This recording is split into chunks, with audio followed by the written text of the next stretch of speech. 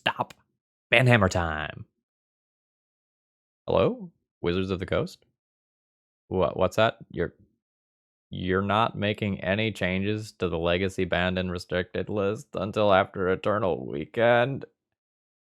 Alright, whatever. I'll just fuck around with some random stuff until then. Hey folks, Phil Gallagher here. ThrabenU. As you might have heard recently, WotC, even though they've made it clear that they're looking at making changes to the Legacy format, has decided not to do so until after Eternal Weekend. So like we're basically gonna get another month of the current format. So we're gonna mess around and play some fun stuff until then. So I got a donation for Legacy Hammertime. Now Hammertime is a well-established modern archetype that a couple of people have tried to make work in Legacy. And I think this is a more polished version of something that I tried previously, and I'm excited to give it a go. So the donor said that they kind of had two things that they were thinking about. And I'm not going to make changes before the league. I'm just going to kind of play the league and see where my head's at the end. So number one, they said they kind of wanted Pithing Needle in the main deck for when they run into opposing Urza's Saga, because like that's something that's pretty important to take out. And number two, they said that they were unhappy with Thorn of Amethyst. So I'm going to just kind of do a quick overview of the deck itself, and then we'll talk about why this person might be unhappy with this card. So generally speaking, this deck is looking to put a Colossus Hammer onto a creature and then kill in either 1 or 2 shots. If it is put on an infect creature like Inkmoth Nexus, that's enough damage to just kill in 1 turn. Otherwise, it's probably going to take 2 turns. We have some amount of protection here in Giver of Runes and Mother of Runes. And then we have a couple of ways to get this hammer into play, and actually equipped. Number one is Sigarda's Aid. You can cast aura and equipment spells as though they had flash, and when one ETBs, you can attach it for free. And number two, if we have Metalcraft, Pure Steel Paladin will let us go and equip for 0 as long as I do have that Metalcraft. So that's kind of what we're looking to do. And our Urza's Saga can go and fetch out these hammers, which is pretty strong, or I could just get some other legacy staples like Retrofitter Foundry or Shadow Spear, or sometimes you might need a body or some mana in the form of Mox Opal or Springleaf Drum. We also have Stoneforge Mystic to search these things up, and we also have Cauldron Complete, which is another way to just spiral games out of control. The modern version is allowed to play Lurrus, which is a major pain in the butt, but unfortunately, or fortunately, that's banned in Legacy. I've also seen the modern version start to play, oh no, I've forgotten the name of the card. YouTube comments, help. It is a 2-mana white creature. When you play it, you get to look at the top 4 cards and put an artifact into your hand. And whenever you play an artifact, it gets a +1/+1 counter once a turn. Please comment if you know the name of this card, because I just played against it literally 10 minutes ago and I'm blanking on it. I think it's Ingenious something. Okay. Anyway, so what's the issue with these thorns and these pithing needles? Well, the main deck is pretty tight. You do want to have a decent density of 1-drop creatures so that you can actually go, or sorry, of 0-drop creatures so that you can actually do some of the most absurd lines, where you get like turn 1, like Mox Opal plus a land, end up with a Sigarda's Aid in play, and get a hammer equipped on turn 1.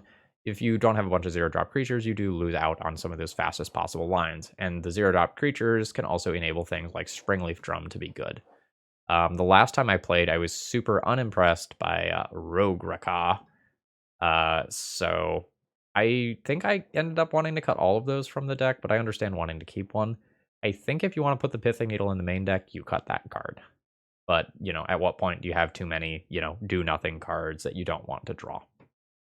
All right, now, why does this deck need Thorn of Amethyst? This deck can Goldfish pretty quickly, but, you do need to respect combo. And normally, these Ancient Tombs sort of decks usually respect combo by playing Chalice of the Void. But if you look at our mana distribution here, we have 13 0-drops and 18 1-drops. We can't really play Chalice of the Void. So you have to turn to things like Thorn of Amethyst or Sphere of Dampening or something of that general nature that ends up being a little bit weaker. So I think Thorn is going to be one of those things where, like, it's not perfect and it's not as good as Chalice might be in some similar decks, but it's just kind of the best thing that we have access to.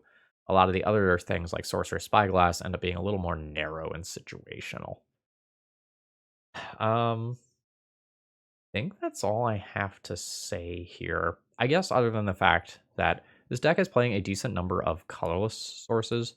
Esper Sentinel is something that also I think reasonably could see play in this deck, and that's something else that sees play in the modern version. Um, I'll think about whether or not I actually want that. There's some real cute scenarios where you could like put a Colossus Hammer on one, and then your opponent like has to pay 11, or you get to draw a card. It's kind of cool. Anyway, please comment if you remember the name of that card that I was talking about. Otherwise, if you're new here, consider subscribing. Regulars, throw me a like. Easiest way to support my content for free. Let's battle. So do you think Storm Guy is me is actually playing Storm? Real talk. Okay, our opening hand can only produce colorless mana. I have a Mox Opal. I don't have 3 artifacts to play with it. This one's just a little too far away to be a keep. How is this one? Inkmoth, Colossus Hammer, Mox Opal, Am I going to get to white reasonably? I'm probably not going to get to white reasonably with this hand. Like, my Mox Opal isn't going to be turned on immediately. It'll be turned on turn 2. I think I'm going to go deeper. I think this hand has some incredibly powerful openings that I want to respect. This hand is very good.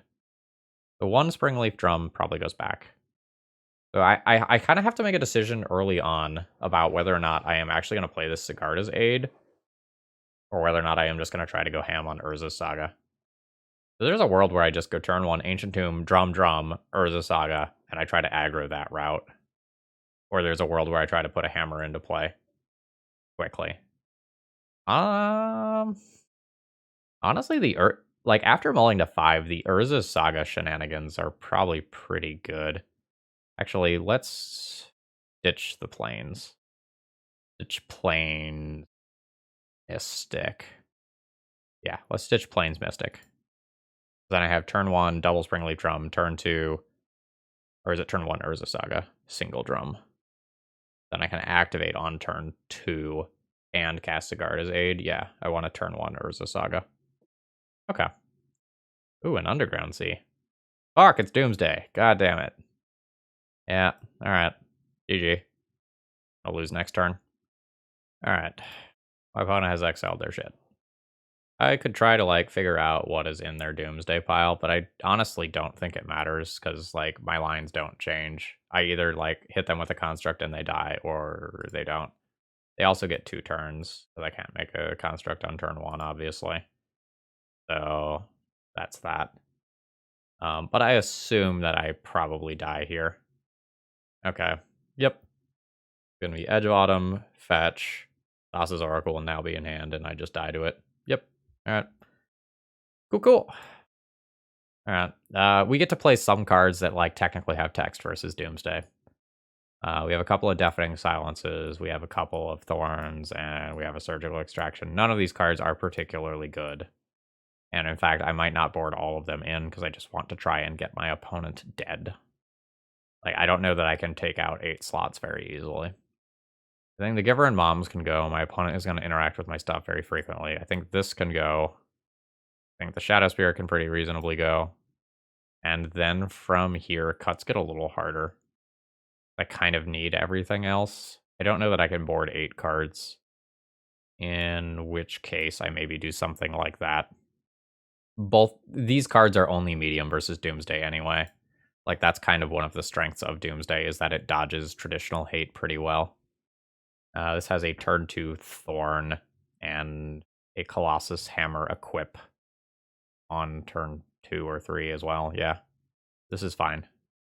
I'm trying to think whether I should play the Hammer or the Drum first. I think I need the Hammer in play. It's awkward if I end up, like, somehow losing the Pure Steel Paladin to a piece of discard. But I want to play Thorn on turn 2, and then I want to, like, play Pure Steel Paladin and get it equipped ASAP. And I'm going to have Metalcraft because of my artifact plans, so, like, that portion is covered. Alright. Also, Storm Guy is me, not playing Storm. Doomsday, confirmed, not Storm. Alright, and Urza Saga. Do I want to play that now? Like, whatever. This turn I play Thorn. Next turn I play Pure Steel and equip. Then I play Pure Steel Paladin and equip. Opponent dies if they Doomsday. I think I'm just gonna play my Ancient Den. In the world where things go wrong, I might want my mana for a little bit longer. Ooh, yeah. The world where things go wrong. So I guess the upside of playing the Urza Saga is that I can potentially put another hammer into play sooner. But one hammer I think is fine, because my opponent will potentially have their life total with Doomsday. Okay. Yeah, there goes the Paladin. And I can just get a Cauldra. That's fine. Oh, they took the... What? What? What? I mean, I would have drawn another one, but what? Alright, there's a Pure Steel Paladin. There's this. I will equip the hammer. I have a 12/12. Please cast Doomsday. Okay. I mean, don't cast Doomsday and then win on the same turn, though. Hey, stop it. My opponent does have to win this turn because they have their life total. Well, okay, so they have to either win this turn or remove Pure Steel Paladin more accurately. So they go to 7. Okay, they have a consider pile. They can consider, put a deep analysis into the graveyard, draw a Lion's Eye Diamond. Yep, okay. Rough. So they cycle Edge of Autumn, crack LED, and then they can just do Flashback Deep Analysis and Thassa's Oracle, and I die.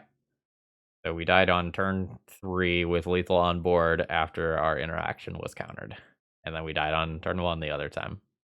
Yep.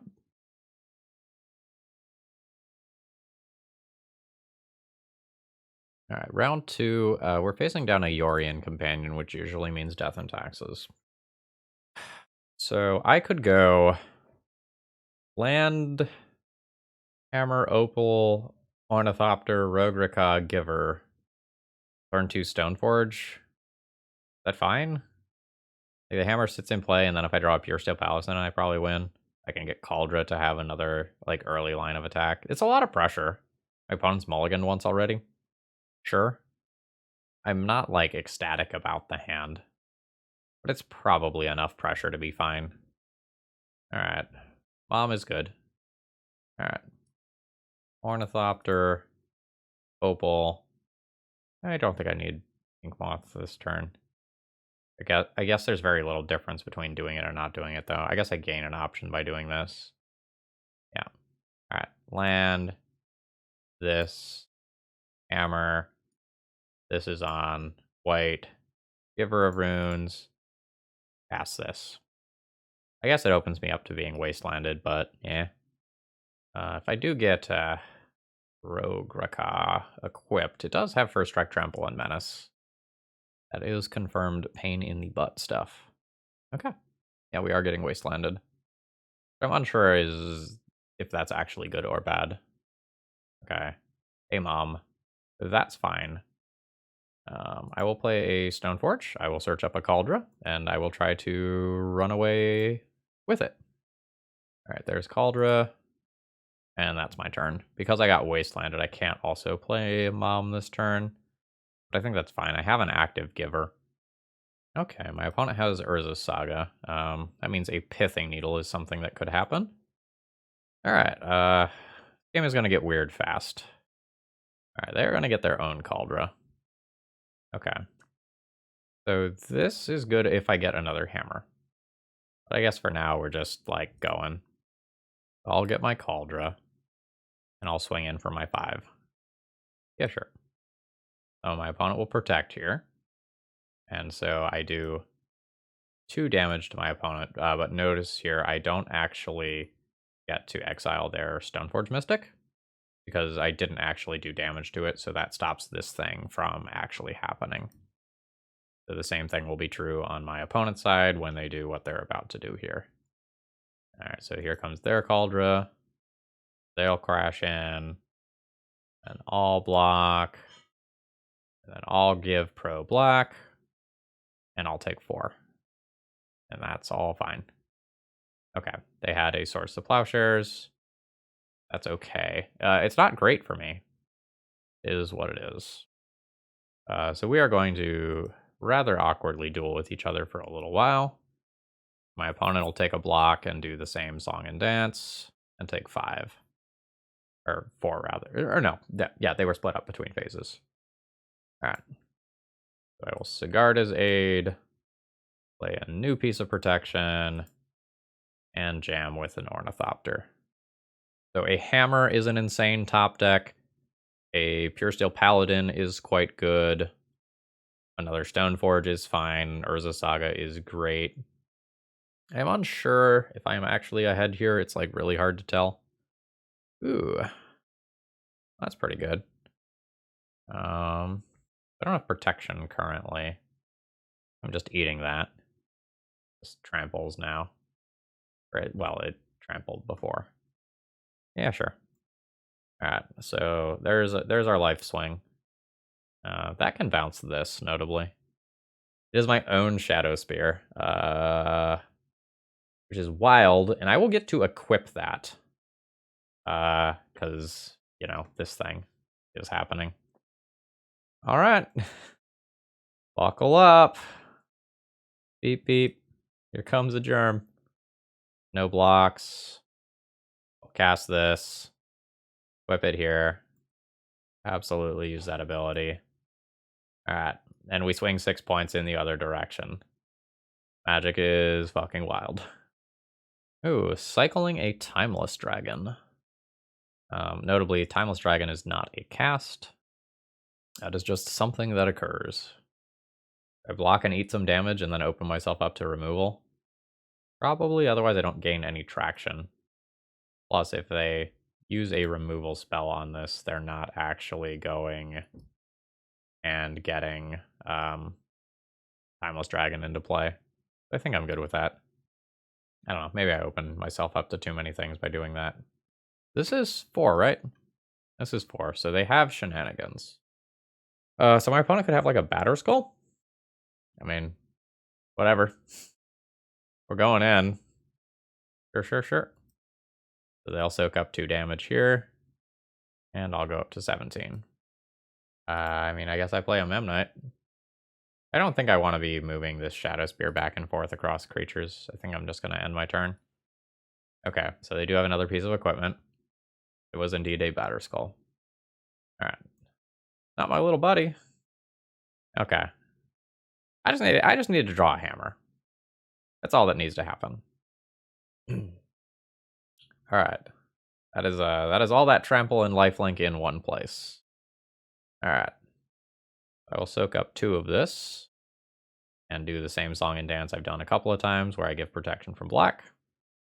And the life totals go up and down yet again.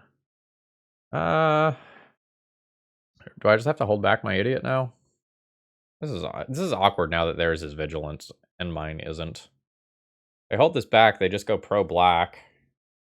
And then shit's awkward for me. If I attack, I have to preemptively pro black. And then I only gain 4 life. I go to 13. I mean, maybe that's just what I have to do. I just have to gain this life. Yeah, life's not good. Alright. I'll go pro black. I'll take my 4 life so I can go to 13. And I'm guaranteed to be able to stay alive versus this. Okay, my opponent didn't tap their mom this time, so I go to 15 instead. So I'll go yeah.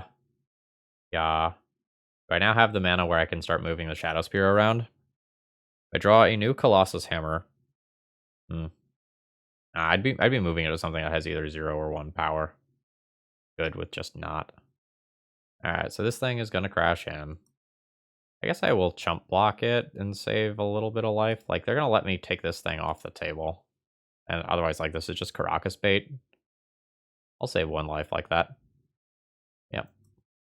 Yep. Real bad. The downside of trying to, like, stay alive via that. I think I'm still okay. Now that they have a flyer, though, I lose out on a lot of lethal lines. Yep. Alright. This one just slipped away a little bit. I needed to draw something like this. Yeah, I needed to survive for quite a few more turns before I had a potentially lethal line. And then at that point, my Metalcraft itself might have been threatened. I do not have much for this matchup. Like, I can play a Pithing Needle and maybe a Prismatic Ending or a Path to Exile or something, but generally speaking, my opponent has a giant pile of removal and interaction that I'm not going to be favored against. I'm going to cut this legendary creature for sure. Most of the other stuff that's here is fine. Some of this stuff is exceptionally slow. I I think I'm playing the aggro role here most of the time. I'm trying to end these games. I think Retrofitter Foundry is too slow in a lot of situations, and the 1/1s aren't going to be that impactful. I think I'm going to cut this. If I play all of these cards, it's still 2 more cuts. Like, I need my mana acceleration. I need all this to guard as aids, pure steals. Like, maybe I can get away with cutting 1 Springleaf Drum or something, but, like, Wasteland is a thing that's very real. Got 1 Springleaf Drum. This has no mana. It looks sweet, but has no mana. This one. This one also has no mana. Can't turn on this Mox Opal to play all my sweet cards. So we'll mulligan again. This hand has nothing going on. So this would be a 5-card hand where I keep something like this and then have to top deck a hammer. No. I'll go to 4. This is the best hand that I have seen so far, and it's not close. Or am I all in on an Urza Saga, and I keep these 4 cards, and just go Saga, Opal, Ornithopter on 1, into Ancient Den, activate Urza Saga on 2? I think that's where I'm at. But we're gonna concede to a lot of things here.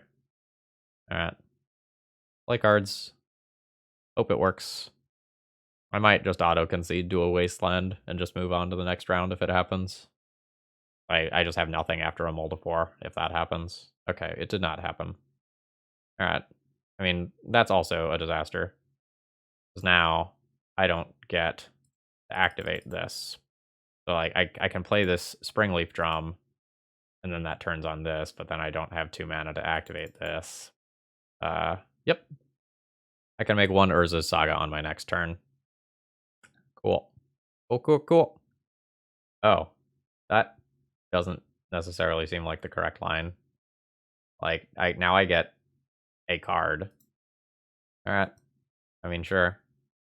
I'll grab a Pithing Needle. And maybe see if I can punish a bad keep. Alright. I obviously still need a lot here, but I have 4 permanents in play, and I've invalidated one of the better cards in my opponent's deck. If they're land light and I get a freebie, nope. I mean, that's good. Let their vial that does nothing tick up. My Saga tokens will be bigger than their Saga tokens. Sure.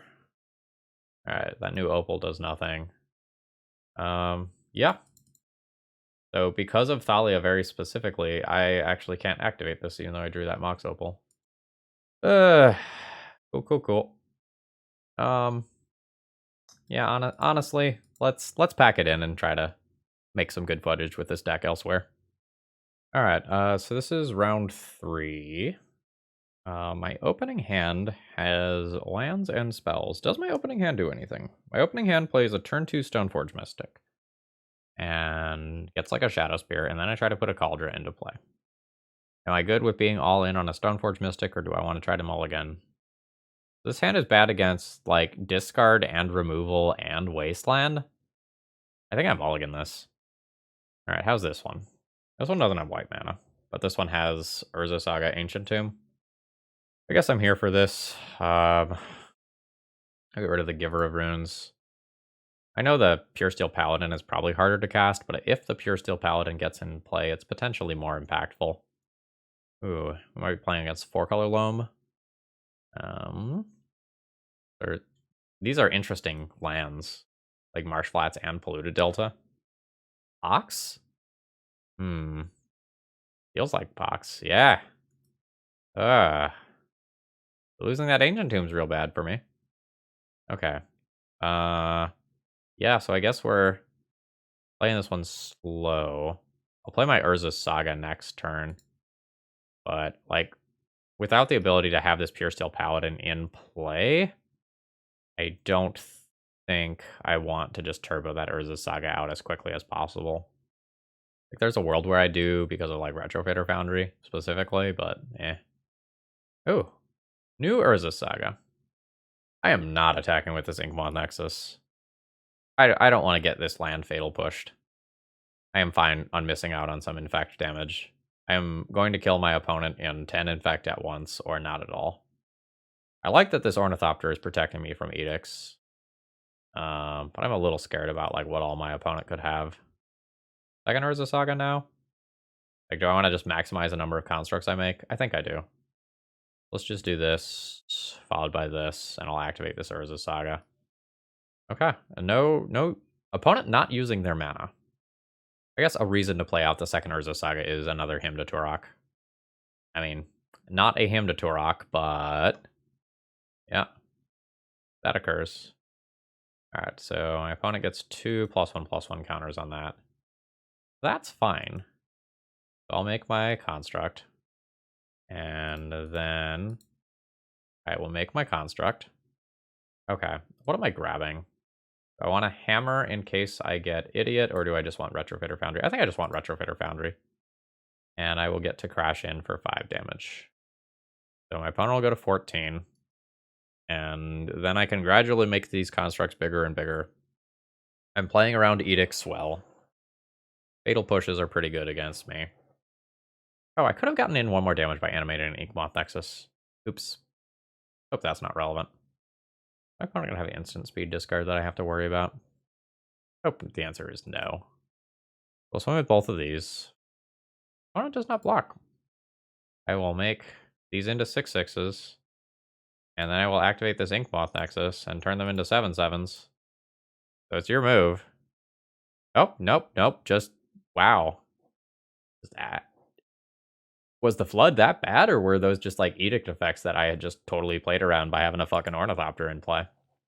Okay, I've seen 2 cards in my opponent's deck. I'm going to assume that there's more discard there. I'm going to assume that there's things like Fatal Push and Sudden Edict there. I specifically think Fatal Push because my opponent has fetch lands in a deck that doesn't necessarily need to have fetch lands. They also could have a splash color. Like there could be something crazy like a Life from the Loam or a Prismatic Ending in there. Urza Saga is something that my opponent might have. I want this Pithing Needle. I'm gonna play this Pithing Needle over some random card. I don't know what I'm gonna need to shut off, but like Urza Saga or Liliana of the Veil or something of that nature is probably something that exists in my opponent's deck list. Prismatic Ending is okay. Relic is maybe okay. Welding Jar is maybe okay. I think I'm just gonna change that 1 card to start things off here. I'm also gonna try not to mulligan into Oblivion. But you know, that one's a little outside of my control. Okay, so how highly do I value the Urza Saga here? Because I can just keep a hand and play a couple of Urza Sagas into each other and be kind of okay versus discard. But the hand itself isn't super powerful, and I don't have any acceleration. Honestly, I kind of want a mulligan. I don't know, maybe double Urza Saga is fine. Let's keep it for science. I think this is approximate in power level to a 6-card hand that doesn't get disrupted, but against disruption where I randomly eat a Hymn to Turok or something like that on turn 1, like this hand's probably fine. Hello, Sigarda's Aid. So like given that, I will absolutely just play an Urza Saga on turn 1 and try to get the hammer into play as quickly as possible. Alright, so there's Urza Saga, and the next turn I'll just play Sigarda's Aid and set up for hammer. Okay, no removal from my opponent or anything. Okay, sure. Oh no.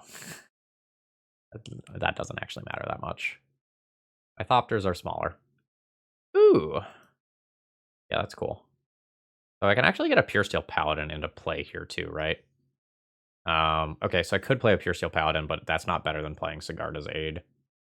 So I will go Springleaf Drum. I think I'll take my 2 damage. Play Plains. My opponent just showed me Wasteland. Maybe I should get another one of these ticking up. This being a Death Toucher is sort of annoying, huh? Yeah, that means I should get another one of these ticking up. I'm going to lose the evasion once the hammer is equipped. I'll go this, and then crash in for 1 this way. Okay. Yeah, and then at some point I get the Pure Steel Paladin into play, and I get to re-equip and do all that shenanigans. I was just about to say, this was the worst case scenario. In which case I lose both of these. I don't have a creature to equip this to right away, and I can't Springleaf Drum in my main phase for an extra mana. Okay. Alright, so I was talking about the worst case world, but Eh. Okay. Okay. So I'll take 2 here. Go to 18. All right. Okay. So, yeah, I'm close to doing things that I want to do, but I'm just short on a number of different angles. I can't quite get to white.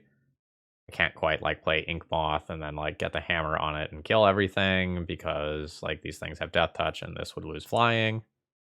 All right, what's up next? What the fuck is this? Discard cards, kill creatures, emblem. At the beginning of combat on your turn, put a creature card from a graveyard onto the battlefield under your control. It gains haste. Okay, cool. That is some real pox shit right there. All right. The opponent can't really use this super effectively. I need mana, and I also need this Pure Steel Paladin effect to make this stuff equip for free, but this hammer equip for free. But I'm about to lose a land and not replace it in all likelihood. I will go ahead and junk this. Okay. That also makes them discard a card. Yeah. All right.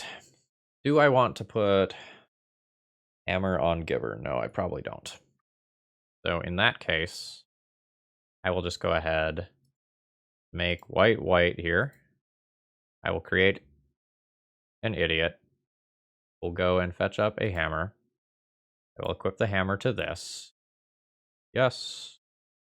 Play a new land. Play an ornithopter. Fuck. Alright.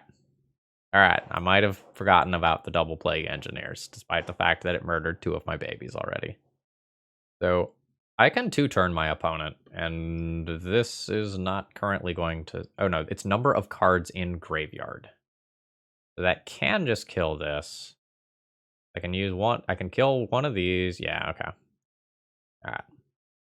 For some reason, I thought it was number of creature cards in graveyard. But okay, no attacks. Unsurprising. So, what am I doing with my life? Am I going to trade one of these with Plague Engineer? No, I think I can try to wait and get Trample or something like that. I'll just fire up an Ink Moth. And I will just keep this Planeswalker's loyalty in check. Just make it so that it can't ultimate. I'm not gaining any ground there, and a removal spell or something can mess with me, but this means I'm only losing 3 life a turn rather than like potentially losing creatures later on, or heaven forbid they get that emblem. And I guess them picking away at my graveyard isn't all that scary. Sure. I'll take 3. You lose a card. I'm good with this. Like that is just like them casting a lightning bolt. All right, something else is coming. All right. What's that one going on? Whatever creature type this is, probably. Phyrexian. Also hits my Cauldra Germ if that ends up becoming relevant. Yeah, so Phyrexian was the strictly better name. I have another thing in my deck, but like, it's totally reasonable to not do that. Yep. All right, I'll take this. Yeah, I'm at 13. Yeah. Do I want to hold this in hand and just discard this? No, I have Wasteland effects to be thinking about.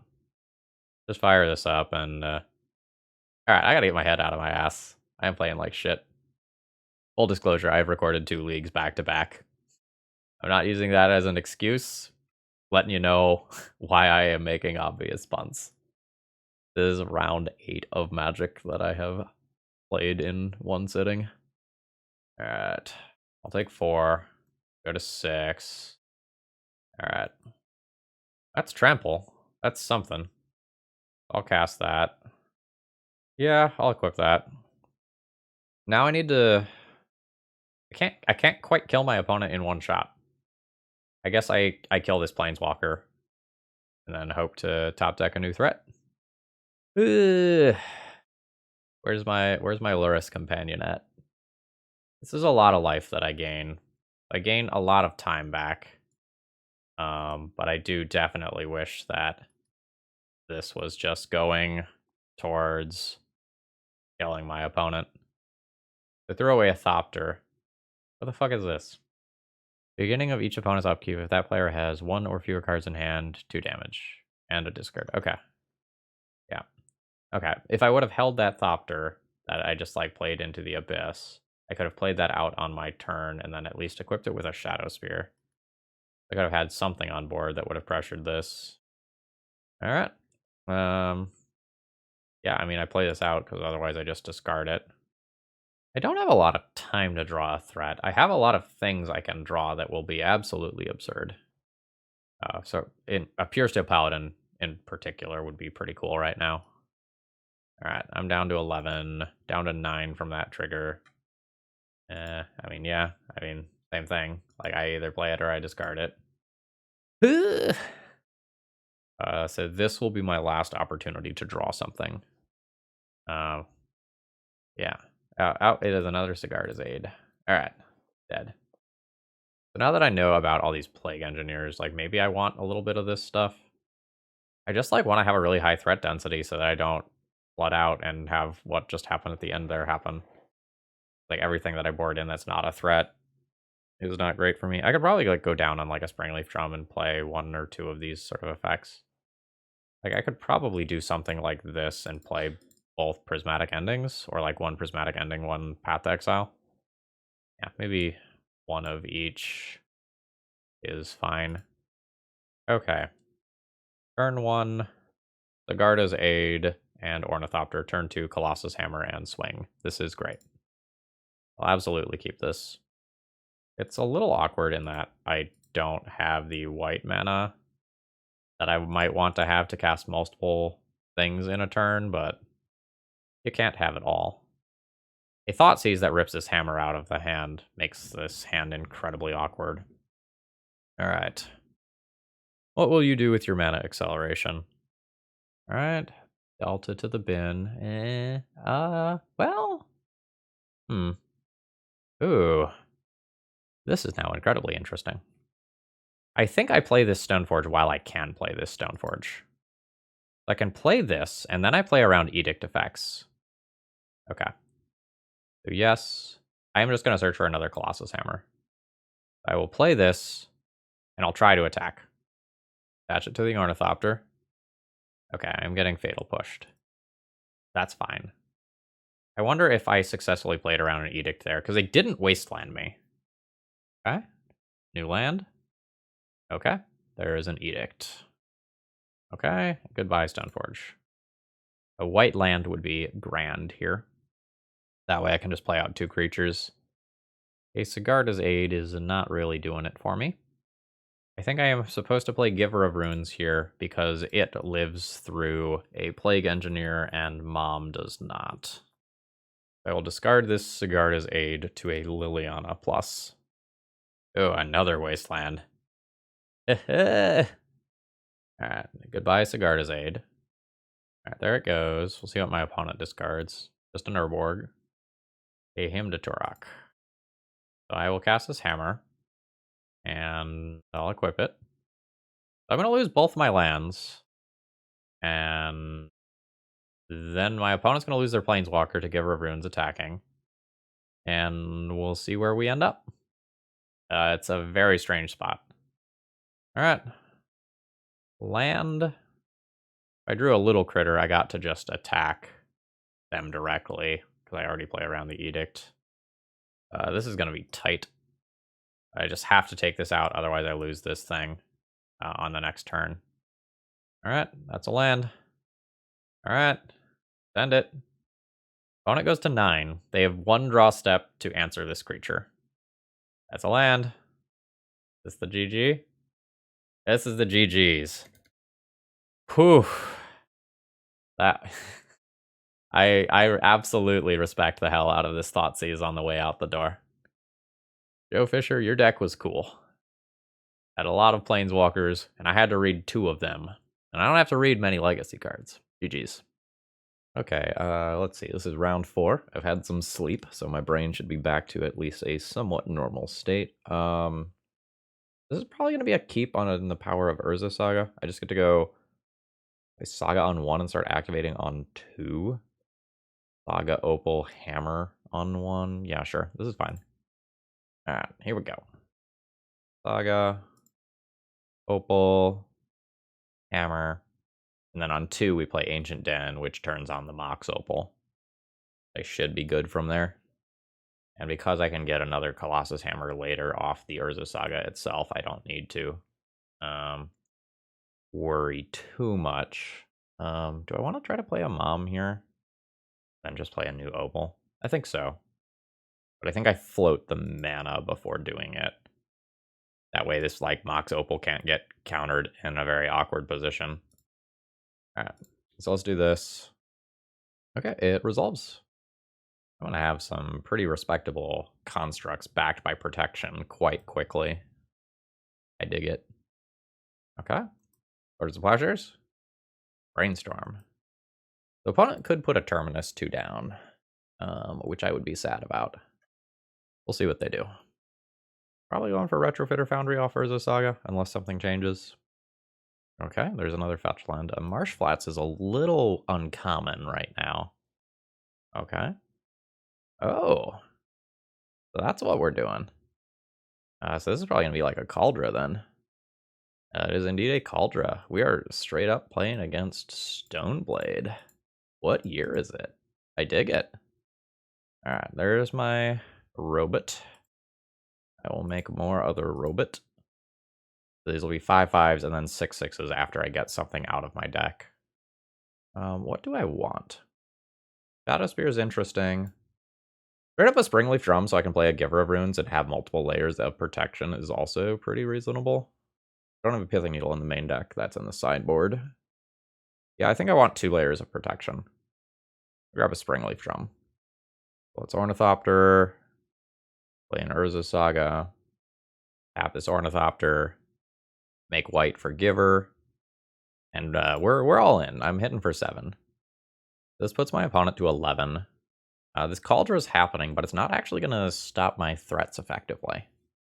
Just give protection for whichever one it blocks, and I have my opponent dead in 2 turns. Yeah, there's a concession. That was quick. We were playing against a Stoneblade deck. I'm not going to be super good at taking equipment off of the table, so I might need to board in a couple of things that actually help deal with the Stoneforge Mystic. I think I have 4 Needle, Path, Prismatic Ending, X2. So let's junk this. And then I actually have to think. If I bring in the Needle, I should probably board out one other 1-drop. Maybe like 1 random Springleaf Drum. That gives me the first 2. And then I can think about whether or not I actually want to do the Prismatic Ending. Some portion of the time I can actually use it to get rid of a Stoneforge, but some portion of the time I can't. I don't know that it's actually good on the draw. I think I'm just gonna board those 2 cards and see how it fares. I didn't see enough of my opponent's deck to know like whether or not they are something like Esper, or whether they are just a straight blue-white deck. Like, without a little bit of extra information beyond what I have, I don't know that I'm super comfortable boarding that stuff in. This hand has a lot of mana, but doesn't really do anything. Let's fish. Yeah, I mean, this is good. I'm gonna have to make a decision about whether I'm throwing back the second Pure Steel Paladin or the first Path to Exile. I think it's the first Path to Exile. I believe that my game plan here is equip Hammer, bring the pain. Holy shit. Okay. Yep. Alright, so yeah. Yeah. Do I hammer? Do I just hammer now? Metalcraft and can equip it next turn? Or do I just play this Garda's Aid and try to bait a counterspell? It's also like Prismatic Ending to think about, I guess. Yeah, so I'm gonna just do this and maybe it baits a counterspell or Prismatic Ending. Waiting to play the hammer means I can also draw a card off of it with Pure Steel Paladin in an ideal world. Okay, it has resolved. Oh, no land drop? No land drop. Okay. I'll cast this Pure Steel Paladin. Cast Giver. Get some protection. This line is bad if my opponent kept their hand on the strength of a Terminus. Like, and their plan is just end of turn Brainstorm into Terminus. I don't know. It's super weird that my opponent kept their hand without a second land drop. Yeah. Alright, so there is the Tundra. Okay. That's all fine. Okay. here is a new Pure Steel Paladin. This is just going to auto-attach. And I get to draw a card. Alright. Okay, there's the Force of Will. Is this Giver attacking? It's vulnerable to removal anyway. Why not? I effectively have 3 power in play and nothing else going on. See how kind of things go. An EE on 1. That is annoying. So I can get a hammer. I can straight up cast a Stoneforge, get a hammer, cast the hammer, draw a card, crack in for 13 damage, and then be left with 3 power in play afterwards. I think I'm good with that over like trying to get the Cauldron as well. Alright. Yeah, I think this burst of damage is worth throwing an extra card into that EE. Alright, so I'll draw a card with Pure Steel Paladin. Alright. Yes. And I will hit for 13 damage. That puts my opponent to 4. They fetch down to 3 if they draw a fetch land, which is lethal damage here. Yep, okay, we've got the match. GG's. Alright, my round 5 opening hand here is pretty ugly. Just kind of too many of the same pieces here. How good is this Urza Saga hand? I just throw back 1 Inkmoth Nexus, play a Saga on 1, and shit artifacts and hope it works. I mean, yep, I'm here for this. We'll see what my opponent's up to. It needs to be something fair that an Urza Saga can just beat, because I don't have, like, good Hammertime set up currently. Enjoy your podcast. Excellent. Good luck to you. Unless you're about to cast a Doomsday, in which case... seriously, Doomsday is an absolutely amazing deck. It's so good right now in Legacy. I recently put out a couple of videos where I was working on trying to learn the deck. Highly recommend it. Do the thing, Mr. Ornithopter. Alright, there's a drum. And we've got a lot of stuff in play. If my opponent can Doomsday this turn, they've got a pretty good opening here before I make this construct and just murder them. We are not great versus Doomsday. Yep, alright. Yeah, so, like, once again, we've got these thorns, and they, like, technically have text, and the same is true of Deafening Silence here, but we don't have something like, say, a Torpor Orb that would really just wreck people, Doomsday players specifically. So, without something like that, and that would, like, run into real problems with our Stoneforge Mystics. Okay.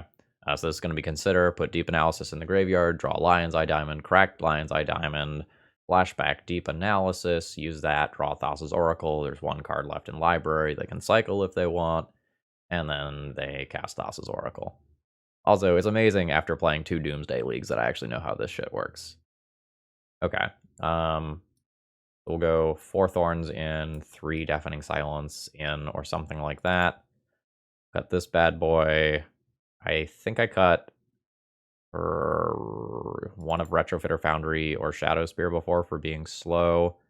And I think I cut all of these before. Oh, did I end up just playing 2 Deafening Silences and keeping all my Springleaf Drums, or did I cut 1 Springleaf Drum? I don't remember which way that went. Got 1 Springleaf Drum. I would really like a fast hammer equip start. Something like a Sigard is 8, a 0-drop, and a creature.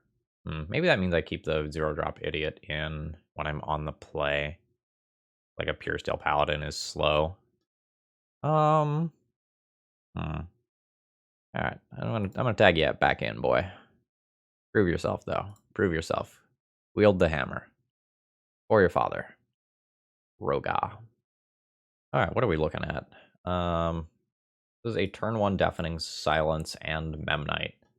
If I can get another white mana, I have Pure Steel Paladin, and if I can't get another white mana, I have an Urza Saga. This is fine.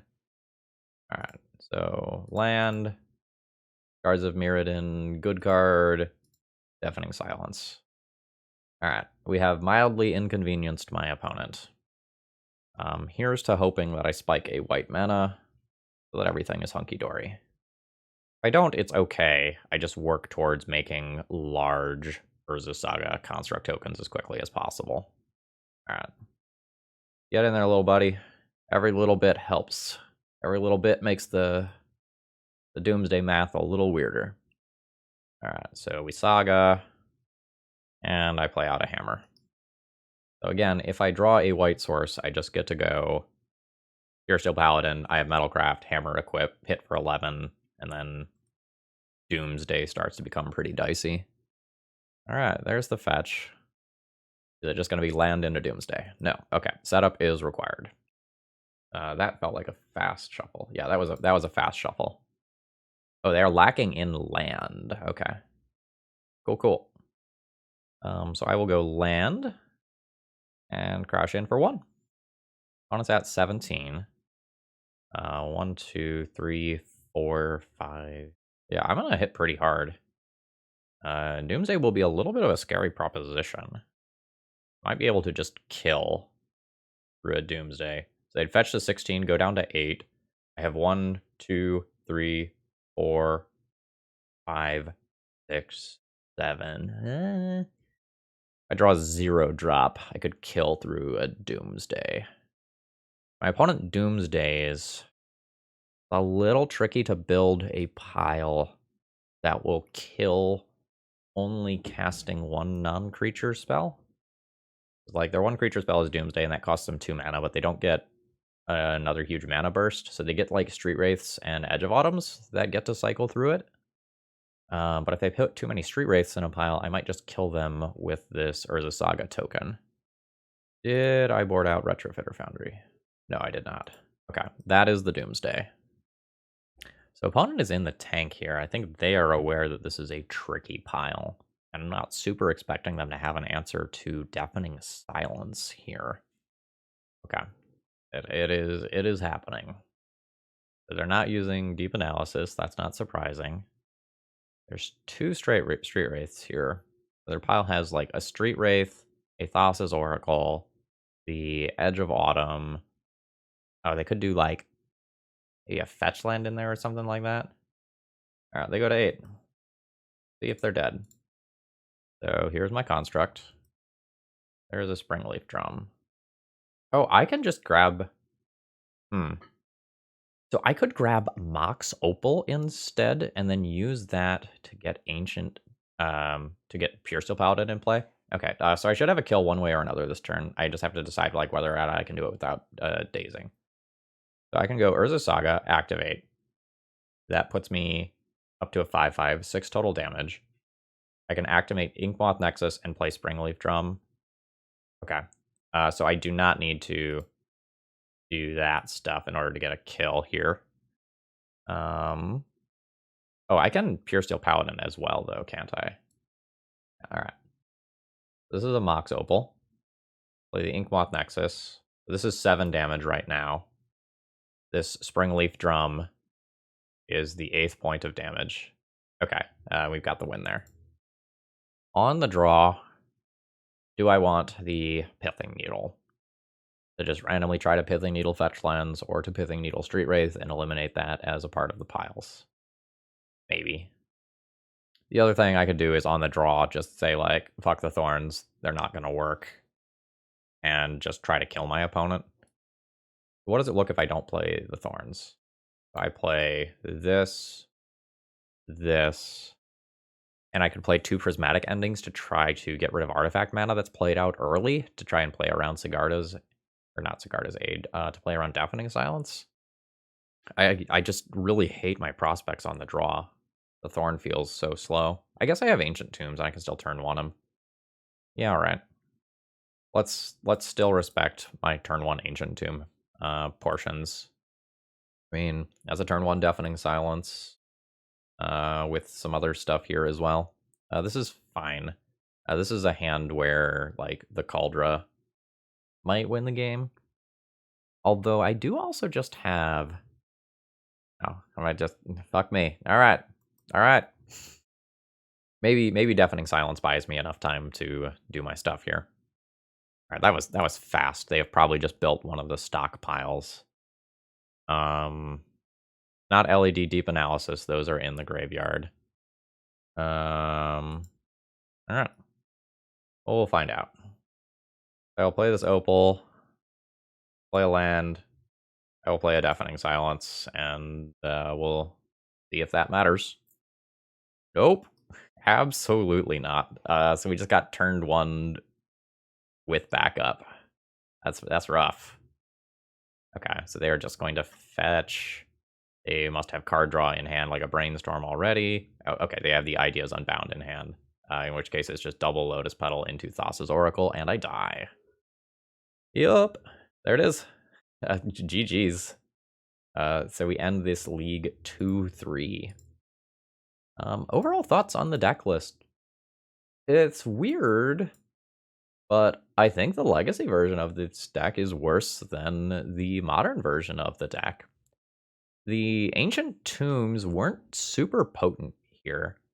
They don't actually contribute to the white pips, which is something that is at least somewhat important. They're good on the Urza's Saga hands, but a lot of times between Mox Opal and Springleaf Drum, you have the mana that you need on turn 2 anyway.